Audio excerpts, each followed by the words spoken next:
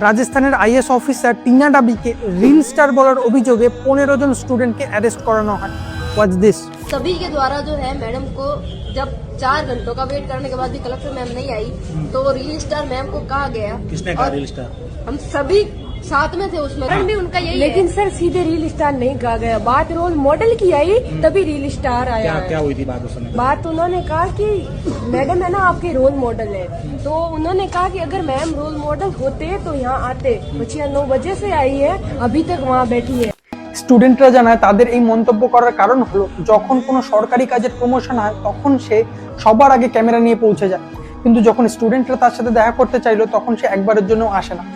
এবার এই ঘটনাটা যখন চারিদিকে ছড়িয়ে পড়ে তখন সেখানকার এসপি নিজে এসে এই ঘটনাটার জন্য ক্ষমা চেয়ে নেয়। এ ব্যাপারে সুপ্রিম কোর্টেরও একটা গাইডলাইন আছে যে পাবলিক সার্ভেন্টস আর always accountable to the public, তখন তাদের হার্শ ক্রিটিসিজম সহ্য করার জন্য প্রস্তুত থাকা উচিত। বাট আর্টিকেল 19 এর পুরোপুরি পারমিশন দেয় না।